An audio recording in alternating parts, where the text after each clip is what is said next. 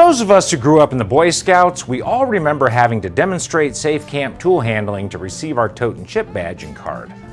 Today, even many adults haven't received that basic safety on handling a knife, saw, axe, or hatchet in camp in a way that will keep themselves and others safe.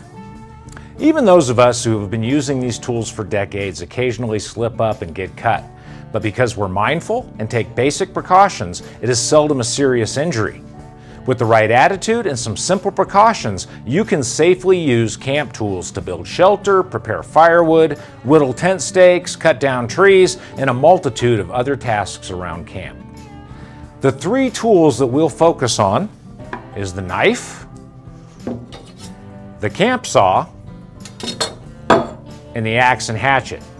But the first element of being safe is mindfulness, and that can extend to using any tool safely. Mindfulness means that you realize you're using a potentially dangerous tool and you keep your mind focused on that tool and the steps that are necessary to safely use it. Think about that tool, how to safely handle it, making sure that you keep your fingers, limbs, and other parts of your body away from sharp surfaces, and always being aware of anyone nearby that you could harm. When using sharp tools, we like to create a blood circle or safety circle. If you're using an axe, hold the axe by the head and turn while extending the handle outward to make sure that you're not going to hit anything or anyone with it. It's best to stay about 10 feet away from others while you're swinging the axe. Not only do you have to avoid hitting anyone with the axe, but sometimes the head can come loose and fly off, the handle can break, or a piece of wood that you're chopping can go flying and strike someone.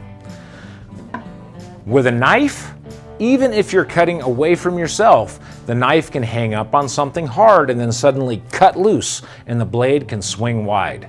If anyone is in that blood circle, they risk being injured.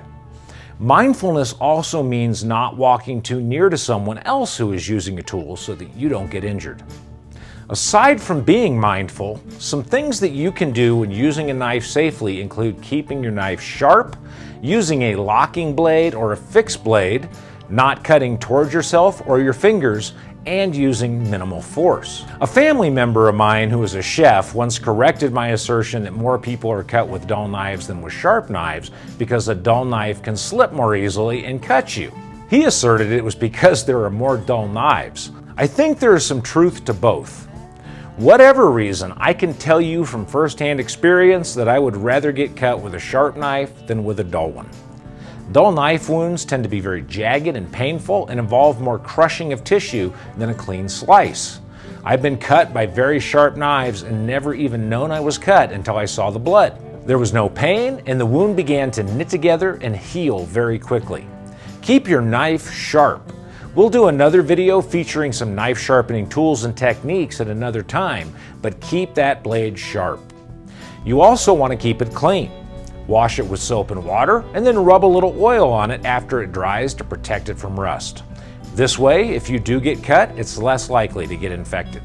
Knives come in a lot of different types, but your standard penknife or pocket knife will have a folding blade that uses a leaf spring and a cam design to open. If you catch the blade or you're not careful, then the cam can begin to close the knife and the spring will continue that action, closing on your fingers. This can cause a serious and painful cut. Lock blade knives have a mechanism that prevents the blade from closing unless the mechanism is activated to unlock the blade. Sometimes, if the knife isn't fully open to engage the lock, that mechanism doesn't lock the blade open and it can close on you. Other times, the lock is weak and just fails because it is worn out or poorly made.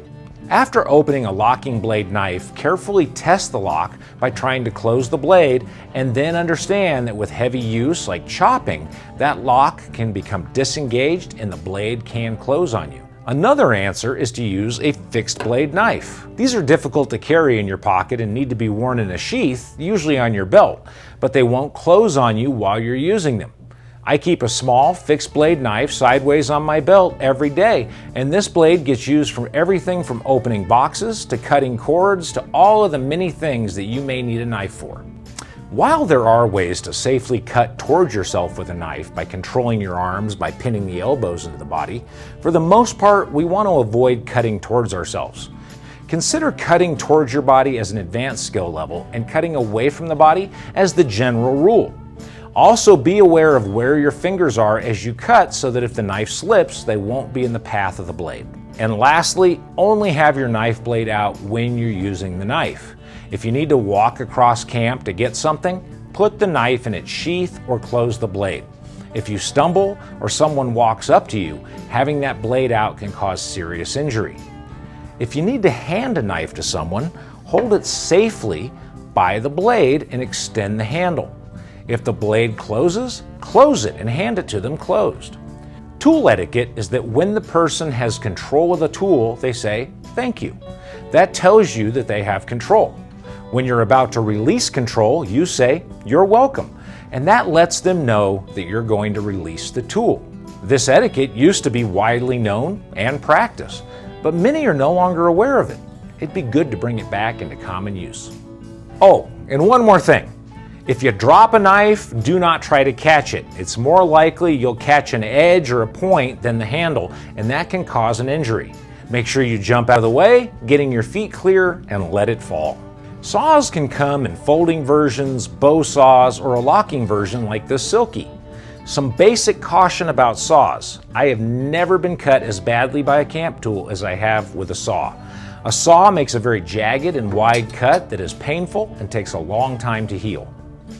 When you use a saw, you need to stabilize the piece that you're cutting. Make sure that it isn't going to wobble or move as you cut it. Keep your hand far away from the area where you're cutting. Go slow and start to make a kerf, that is the notch that the saw blade makes, by slowly pulling the saw in the same spot. Once the kerf is deep enough to control the blade, you can begin going back and forth. Cut in a steady motion and let the teeth do the work. Over time, the set of the teeth, or how they're bent back and forth, can change and the saw can get dull. If that happens, it's much better to just replace the blade than to try to bend the teeth. As it is being used, the screws or the pegs that hold the blade into the handle or frame can work loose. Make sure that they're tight and will hold the blade without allowing it to slip. Don't leave the saw sticking into a log or lay it on the ground.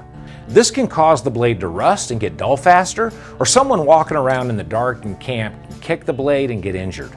If it's a folding saw, fold it up when it's not in use. For a bow saw, cut a piece of garden hose and split it down the middle to protect the blade when being stored or transported, and then lean it against a log, blade up, with the bow part resting on the ground. A hatchet is a smaller, one-handed version of an axe. Axes come in a wide variety of shapes and sizes and can include double-bit felling axes for cutting down trees to the common camp axe. I like the smaller boy's axe that it's lightweight, gives me a good double-handed grip, and packs well. You'll use an axe or a hatchet for a lot of tasks around camp, from processing firewood to driving tent pegs. An axe needs to be kept sharp. I really like a puck-style sharpener, but a regular whetstone or even a bastard file will do the job. Old Abe Lincoln once said if he was given 6 hours to chop down a tree, he would spend the first 4 sharpening the axe. An axe doesn't need to be shave sharp, but it should be sharp enough to cut wood easily. A sharp axe will be more efficient at removing chunks from a log, splitting wood, and can even be used to shave a feather stick for starting a fire. An axe should also be solid. Over time and from being left out in the elements, the handle can split, crack, and swell and shrink. This can make the head loose, and it's possible for it to fly off the handle completely. That's where the old expression comes from. In the field, you can soak the head in water to swell it up for the short term, but once you get back to the shop, you need to properly secure the head or replace the handle. We've already covered the blood circle and making sure nobody is nearby when you swing the axe, but you also need to make sure that when you swing the axe that you're not going to hit your legs or feet if the axe bounces. Keep a wide stance and whatever you're chopping in the center of your legs.